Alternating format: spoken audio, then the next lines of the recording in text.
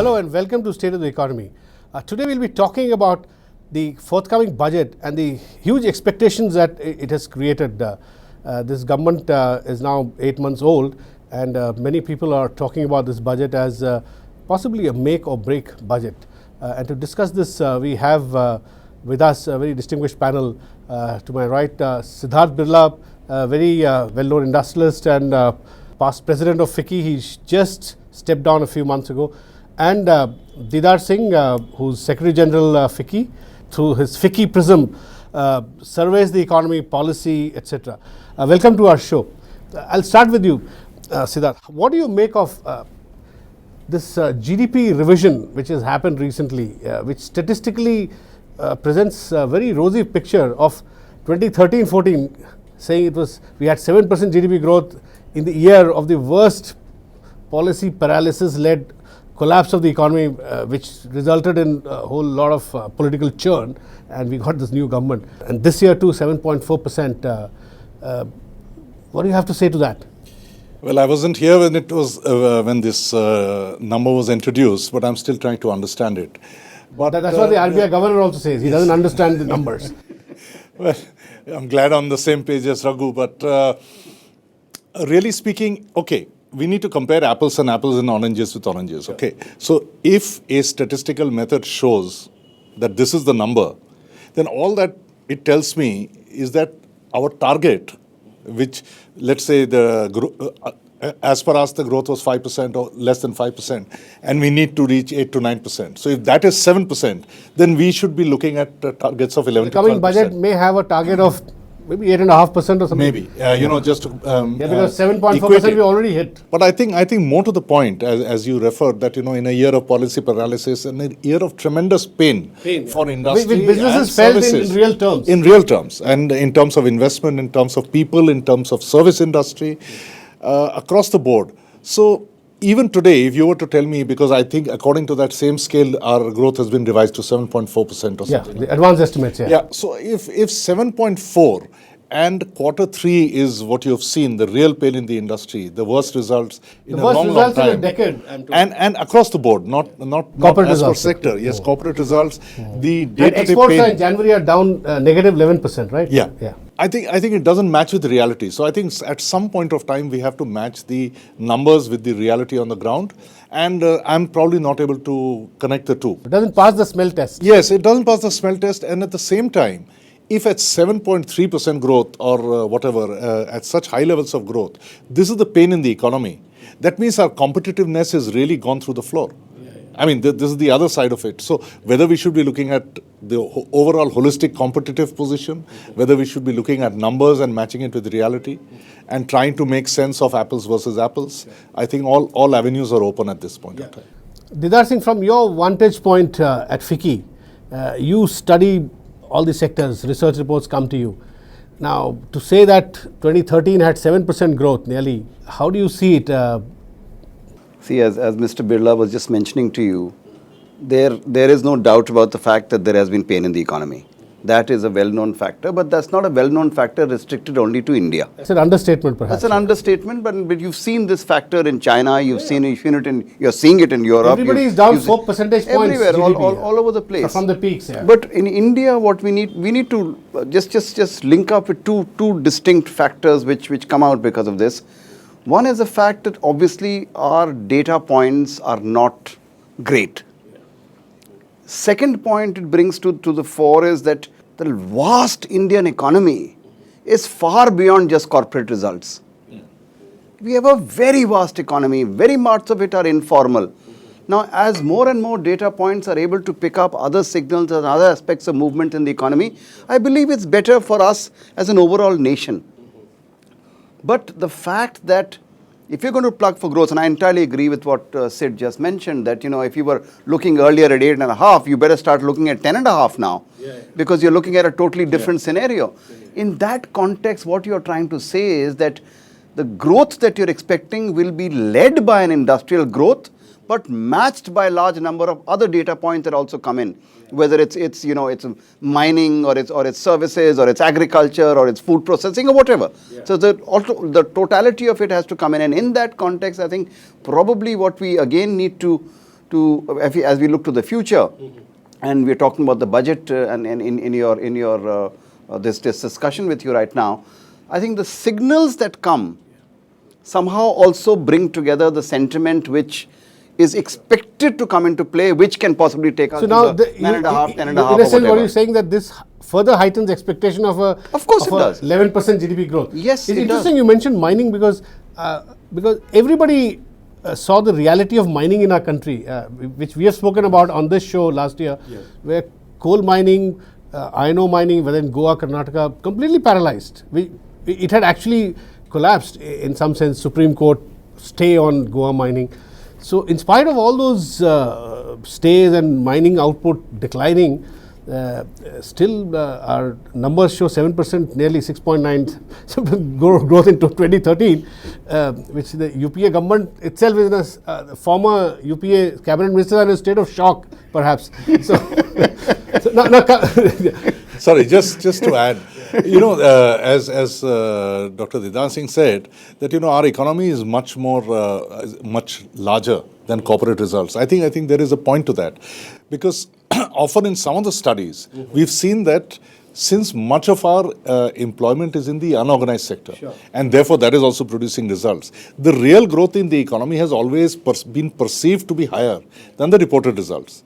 But having said that, if that is the real case, then there is a case for upping our targets for the future.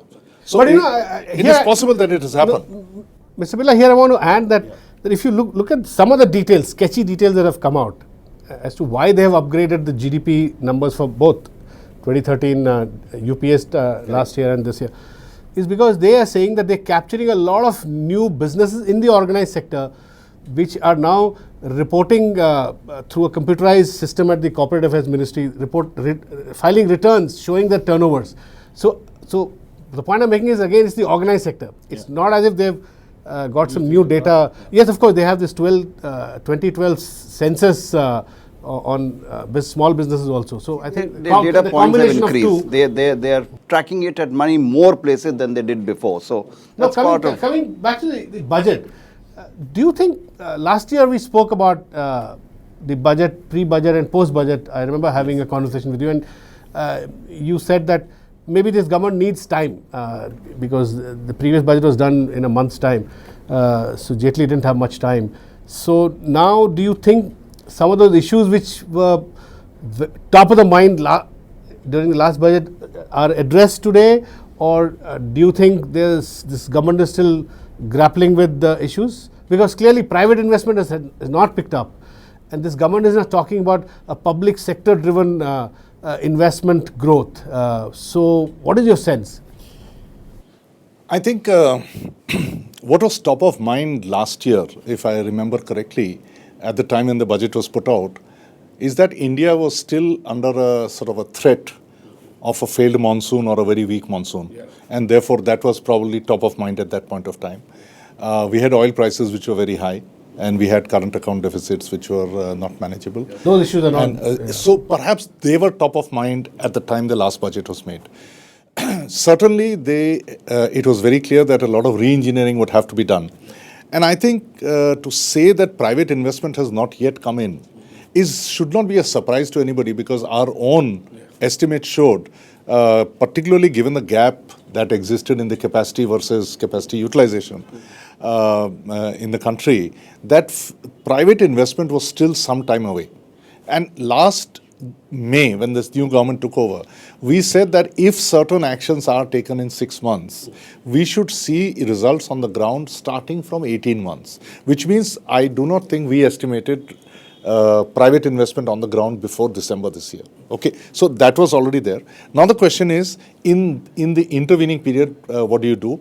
It has to be driven through public projects. Now, whether those public projects are funded through foreign investment, public investment, or through the government investment, we can have a mixture of all the three. But it is public investment which will have to be driven.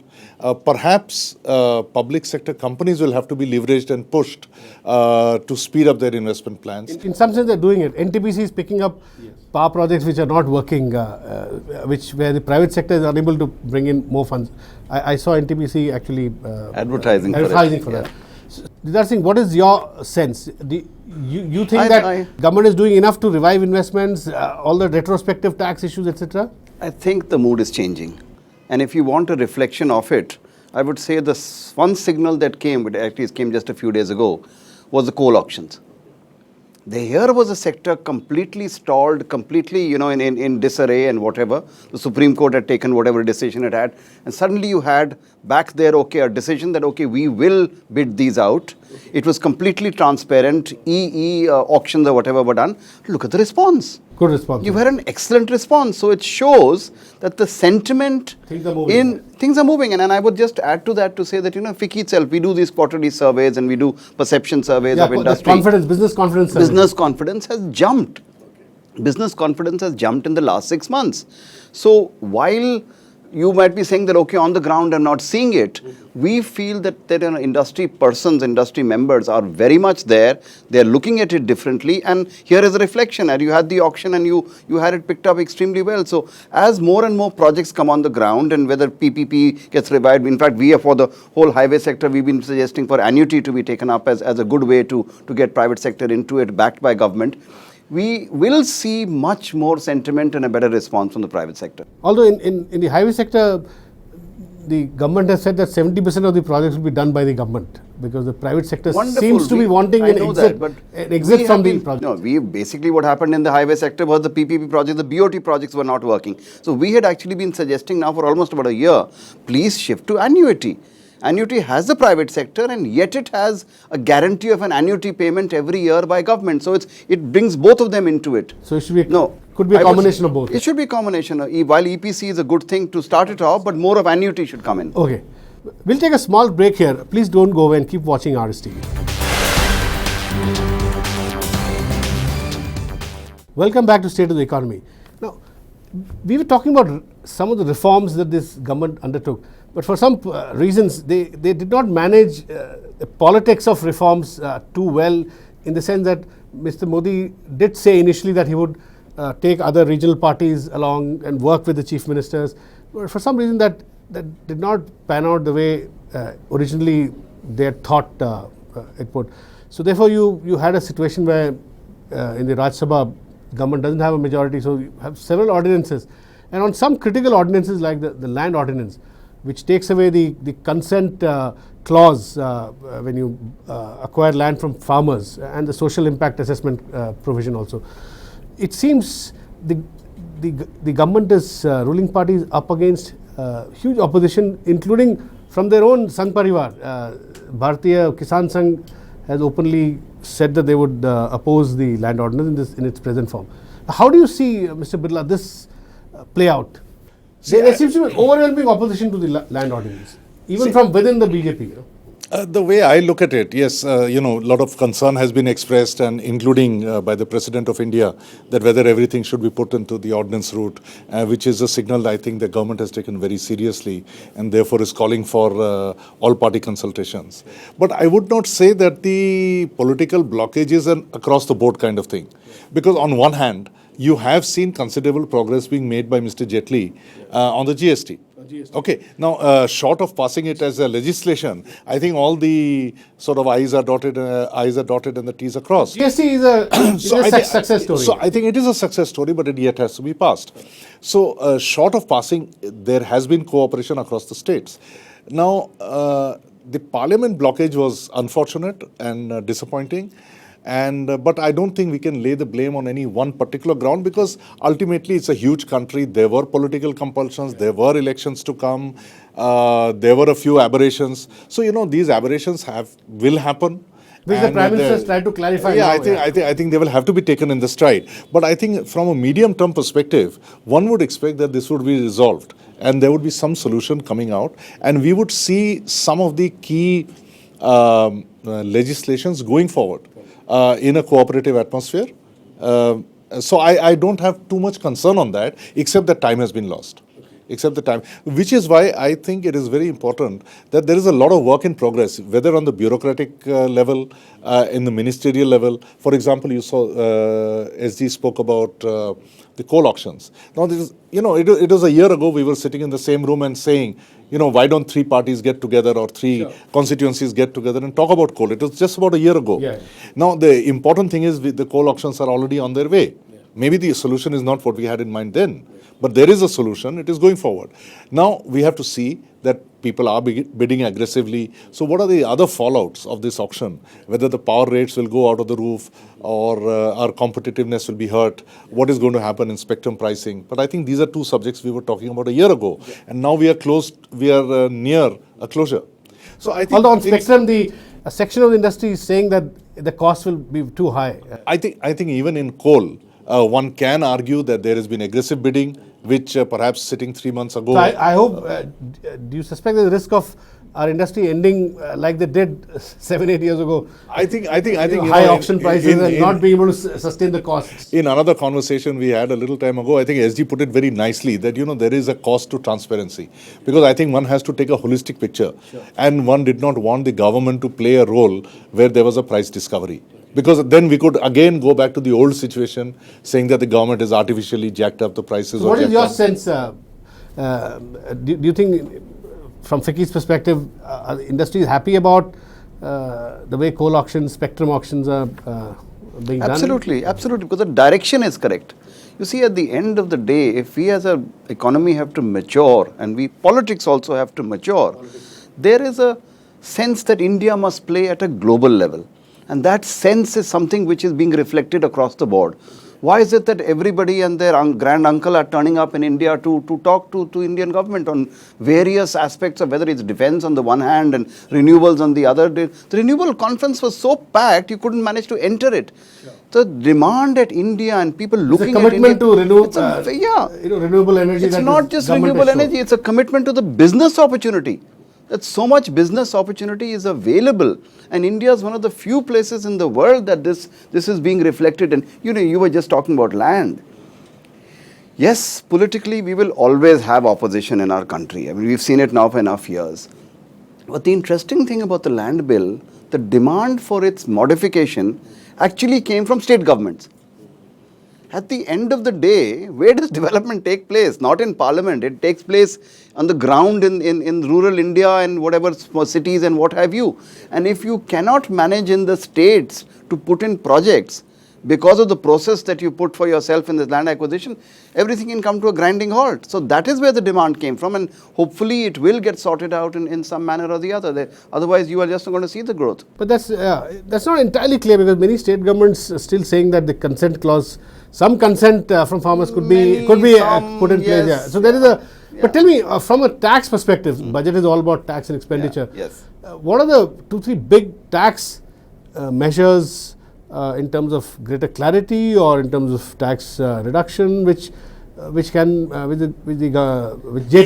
can think of? Okay. On the larger tax issues, there is no doubt, and everybody knows that some signal on GST will be given. So that, as you're saying yourself, it's a success story. So hopefully an actual rollout plan, timed out, everything is in place, as well as sufficient funding to the tax administration, which requires GST to be put in the whole IT system or the backbone behind GST. That must come in play. So a kind of roadmap for making sure that it actually happens. And in that, of course, we hope, whether it will come in this budget or it will come later, the signal that the taxation rates there will be moderate. That has to be not some 26%, which was initially thought of. Somebody was talking about. Okay. As good as not having a GST. The second larger point that I believe, again, it's a very important signal that we expect the finance minister to be making, is this whole business of actually having certainty and simplicity in tax administration. Now, certainty point has been made by the FM several times. That requires a mindset change of the. It requires a mindset change, but the simplicity is what I would stress at this point. The simplicity of not summoning people randomly, not calling industry up all the time, settling your issues very openly, very quickly. That is the kind of tax administration that we need to look at. In a way, you're saying reducing as far as possible interface between tax officials Absolutely. and the businesses, Absolutely. right? And reducing Unhappy interaction. reducing the between target tax and performance linkages. You cannot set targets and determine the performance of an officer on that basis. So, That do is you a big think problem. this we are close to achieving this? Do you think our tax department, given the animal that it is, you've watched it for so many years, do you think it will change?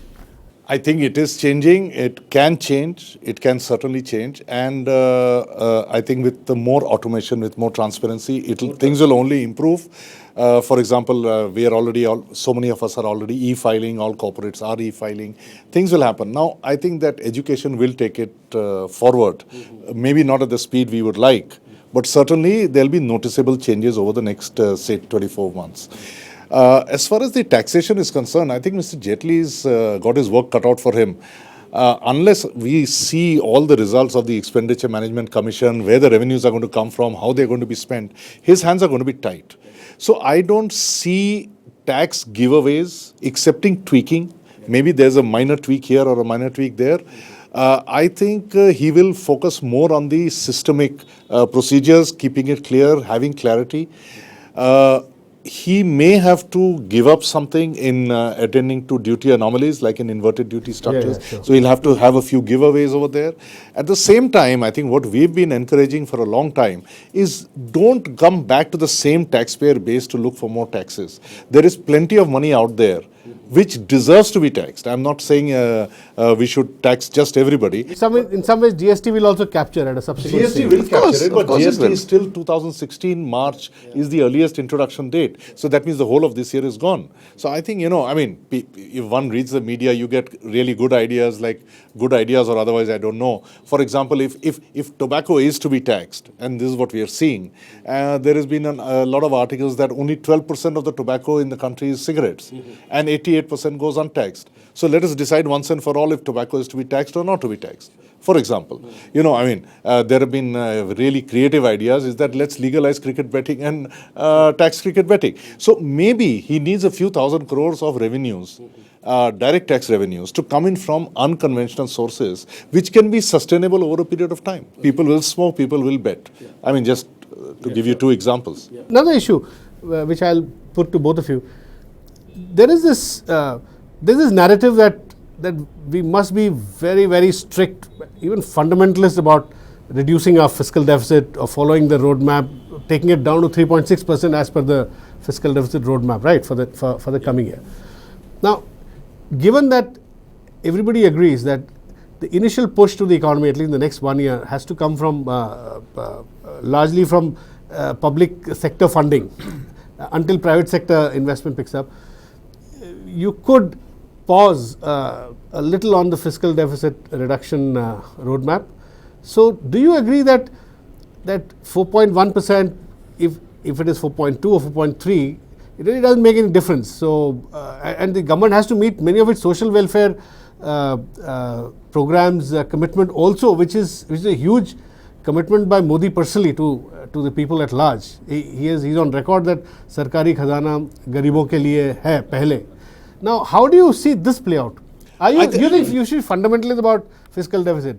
I think it is necessary to be to be very strict about discipline. This is number one. It is true that we can afford a little slippage here or there or some extra spending.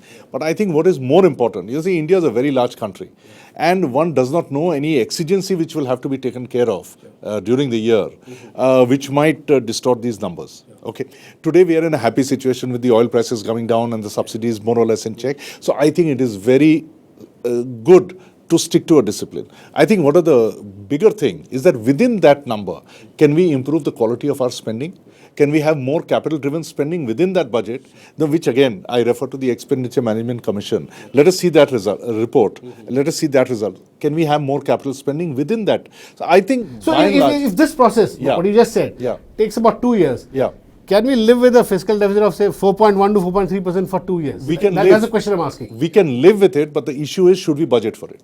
Okay, what do you have to say? I would say no, for a specific different reason, not directly connected to the budget. We know that the single biggest issue emerging for industrial growth is actually cost of finance.